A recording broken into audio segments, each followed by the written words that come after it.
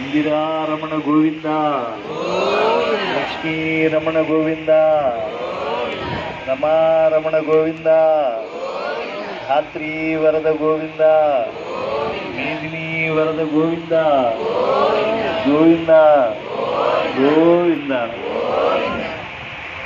నారాయణ కవచంలో ఒక మాట ఉంటుంది, కూలిన చోట గుట్టువడి, కుందిన చోట మహాజ్వరాదులం వ్రేలిన చోట, సర్పముఖ పీడల నందిన చోట, నాత్తులై తూలిన చోట, విష్ణున్ భవదూరిని పేర్కొనలేని మీదన్ అక్కాలుని యాతనా వితతి కానరు పోనరు దుఃఖభారములని. అంటే ఎటువంటి పరిస్థితుల్లో ఉన్నప్పటికీ కూడా మనకు భగవన్నామాన్ని కనుక గ్రహిస్తే, భగవద్ విషయములతో ఉంటే మనకు సంతతము అభ్యున్నతి కలుగుతుంది అని. నిజంగా ఈరోజు నేను అనుకోలేదు ఇంతమంది భాగవతోత్తమం చూద్దామని. మా అనంతప్రసాద్ గారు, డిఈ గారు, మొత్తం తిరుపతి అంతా, ఆయన విద్యుత్ శాఖ, నేను విద్వత్ శాఖ, కలిసి ఏదో గోప్రదక్షిణం చేసుకుందాం అని చెప్పి వచ్చా.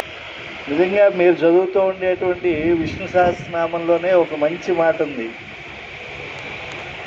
శరతల్పగతుడైనటువంటి భీష్మాచార్యులు వారి దగ్గరికి వచ్చి, అయ్యా నేను పుట్టినప్పటి నుంచి, ఆయన పేరు యుధిష్ఠిరుడు, పాండవాగ్రజుడి పేరు కుంతీత నందనుడి పేరు యుధిష్ఠిరుడు, కానీ ఆయన పేరు ఎలా అందరికీ తెలుసు యుధిష్ఠిరుడు అంటే ఆయన ఎవరండి? ధర్మరాజు అంటే మాకు తెలుసండి అంటారు. అంటే ఆయన పుట్టినప్పటి నుంచి ధర్మముగా, త్రికరణములుగా ధర్మము ఆచరించడమే కాకుండా, ఎవరు ధర్మము తెలిసినటువంటి వాళ్ళు అని అంటే వాళ్ళ దగ్గరికి వెళ్ళి ధర్మాన్ని తెలుసుకున్నాడు. ఆయన కృష్ణుడి దగ్గర తెలుసుకున్నాడు, గౌమ్యుడి దగ్గర తెలుసుకున్నాడు, అలాగే అంబరీషాది ఋషుల దగ్గర నుంచి తెలుసుకున్నాడు, వైశంపాయనుడు ఇత్యాదులు, యాజ్ఞవల్క్యాదులు, వీళ్ళందరి దగ్గర నుంచి ధర్మాలు తెలుసుకున్నాడు. అలాగే కొన్ని రాజధర్మాలు, కొన్ని ధర్మాలు భీష్ముడి దగ్గర కూడా శరతల్పగతుడై ఉండేటప్పుడు ఆ కురుక్షేత్రం అనేటువంటి సమంత పంచక యుద్ధ భూమిలో ఆయన అంబశయ్య పైన ఉన్నప్పుడు, ఆయన ఉత్తరాయణ పుణ్యకాలంలో ఆయనకి స్వచ్ఛంద మరణం ఉంది. స్వచ్ఛంద మరణం ఉంది కానీ స్వచ్ఛంద యవ్వనం లేదు ఆయనకి. పాపం ఆ వార్ధక్యం చేత పీడింపబడుతూ ఉన్నాడు.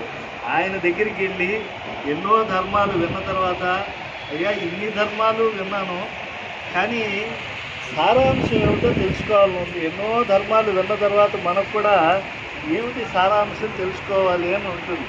అలాగే ఏమిటి సారాంశము? ఓ ధర్మ సర్వధర్మాణం ధర్మోధికతమో మత. సంస్కృతంలో అధికము, అధికతరము, అధికతమము అంటే ఉత్తమోత్తమం.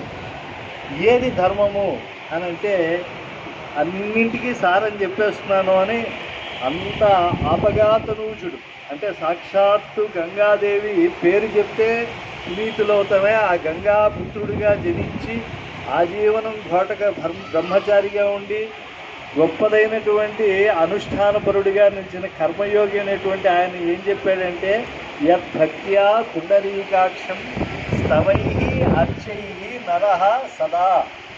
అయ్యా మీరు 84 లక్షల జీవరాశుల్లో ప్రాణులుగా పుట్టారు, మానవులుగా పుట్టారు కదా. కాబట్టి నరుడు సదా అంటే ఎల్లవేళల్లో ఏం చేయాలి? భక్త్యా, భక్తి లేకుండా కాదు. యద్భక్త్యా పుండరీకాక్షం. పుండరీకాక్ష అనేటువంటి శబ్దం సహస్రనామాల్లో వస్తుంది, కానీ ప్రతి శబ్దానికి ఒక పవిత్రత ఉందండి.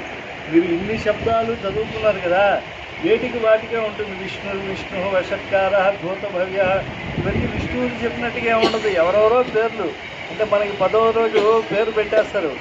ఏది నామకరణం అప్పుడు ఇంకొక ఆయనకి అప్పారావు, ఇంకొక ఆయన సుబ్బారావు, ఇంకొక ఆయన ఇంకోటి కార్తికేయ, ఇలాగే రకరకాల పేర్లు పెట్టేసుకుంటారు కదా. అలాంటి పేర్లు కావు ఇవి.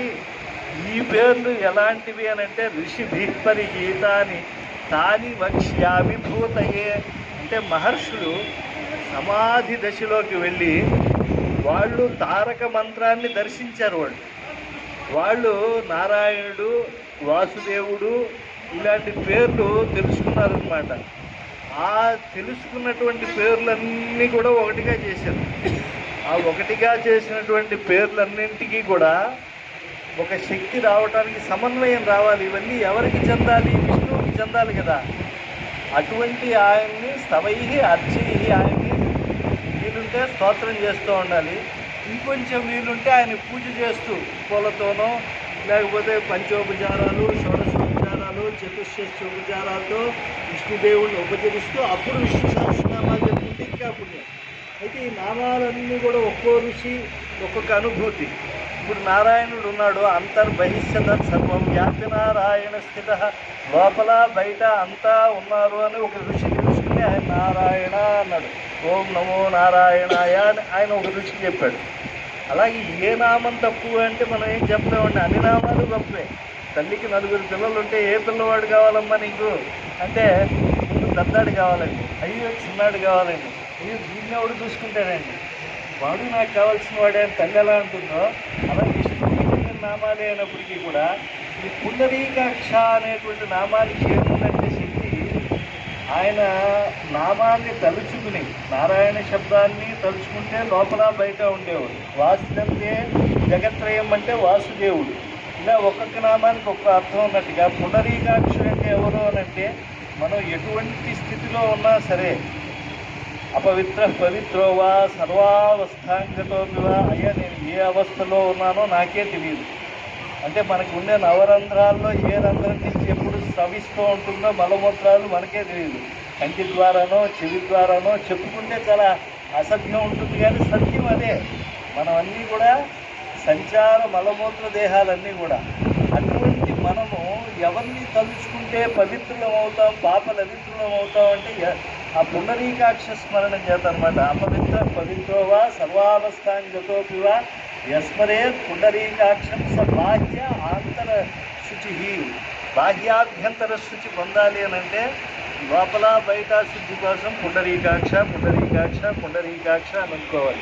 అందుకని భీష్ముడు వారి చివరిలో ఏమన్నారు, యద్భక్త్యా పుండరీకాక్షం స్తవైరర్చై నరః సదా. పుండరీకాక్షుని స్మరిస్తూ ఉండండి, వీలుంటే సహస్రనామాలు చెప్పుకోండి అన్నారు. శంకర భగవత్పాదుల వారు చేసిన 3 ఉపకారాలు ఏంటంటే, దశ ఉపనిషత్తులు, ఎన్నో ఉపనిషత్తులు చదవలేరు మానవులని 10 ఉపనిషత్తులు, ఈశ కేన కఠ ప్రశ్న ముండ మాండూక్య తిత్తిరిహి అని చెప్పి వరుసగా 10 ఉపనిషత్తులకి భాష్యం రాసింది. తర్వాత గీత, అది 18 అధ్యాయాల్లో భీష్మ పర్వంలో ఉండేటువంటి 18 అధ్యాయాలు. దీన్ని ప్రత్యేకంగా తీసుకొచ్చి గీతా భాష్యం రాసింది. అలాగే ఈ యొక్క విష్ణు సహస్రనామాలు భీష్ముడు ఉపదేశించినటువంటి వాటిని ప్రత్యేకంగా తీసుకొచ్చి వీటికి భాష్యం రాసింది. కాబట్టి వీటిని ప్రస్థానత్రయమని, బాల్యము నుంచి పీఠాధిపతుల వరకు అందరూ కూడా వీటిని స్మరిస్తారు. కాబట్టి గీత, అలాగే విష్ణు సహస్రనామాలు, అలాగే ఉపనిషత్తులు లేదా ఉపనిషత్తులు అచ్చుకోసినటువంటి రామాయణాదులు, ఇవి చదవకపోతే మనం భారతీయులం కాదండి, మనుష్య జన్మ ఎత్తి ప్రయోజనం లేదు.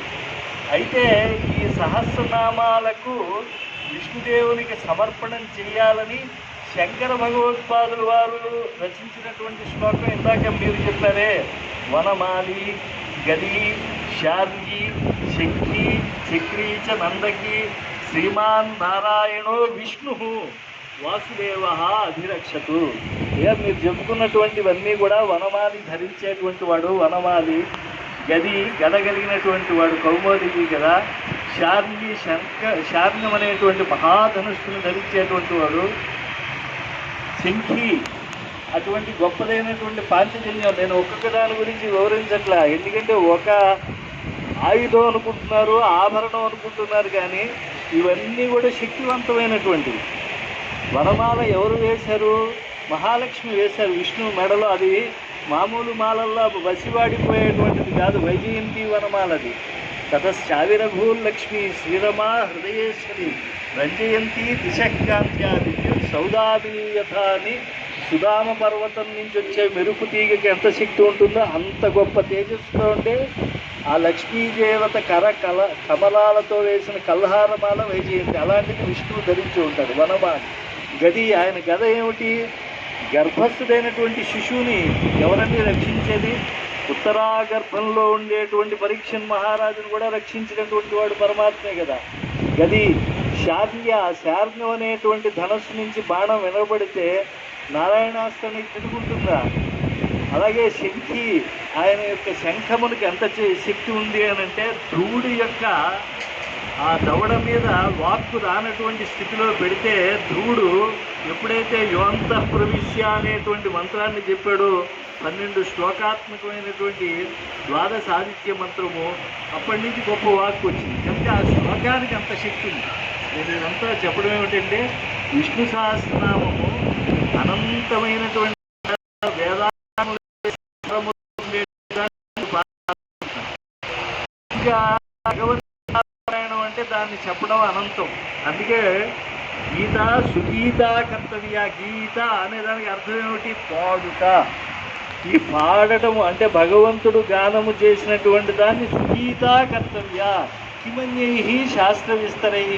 మీరేం పెద్ద శాస్త్రములు చదువుకోలేదు, పెద్ద శాలువాలు వేసుకోలేదు, తులసిమాలు వేసుకోలేదు, వాళ్ళు ఎవరో మనకన్నా గొప్పవాళ్ళేమో అని బెంగ పెట్టుకోక్కర్లేదు.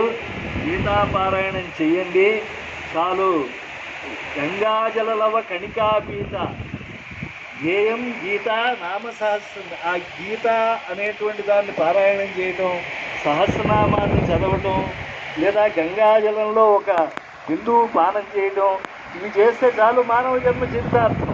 అందులో పరమ పవిత్రమైనటువంటి ఈ యొక్క గోశాల శ్రీమన్నారాయణుడు సృష్టిలోనివి కానివి రెండే. అన్నీ బ్రహ్మగారు చేశారు కదా. శ్రీమన్నారాయణుడు నావి కావు అనే వైరాగ్యంతో రెండింటిని సృష్టించాడు. ముందు నాది కావు అని అన్నాడు, కానీ ఆయనవే అవి. ఆ రెండు ఏమిటి? చతుర్ముఖాత్మకమైనటువంటి మనల్నందరికీ సృజన, 84 లక్షల జీవుల సృజన చేసేటువంటి బ్రహ్మగారి యొక్క ఉత్పత్తి.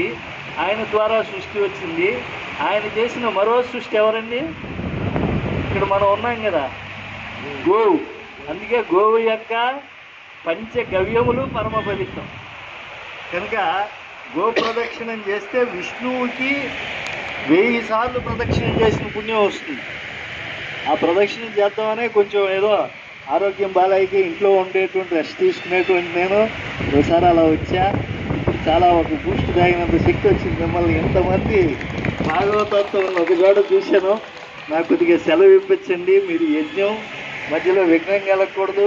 నా వల్ల ఏదన్నా అపచారం 2 నిమిషాలు విఘ్నం కలిగి ఉంటే మీరు మన్నించమని కోరుకుంటున్నాను. ఒక్కసారి గోవిందనామం చెప్పుకుందాం.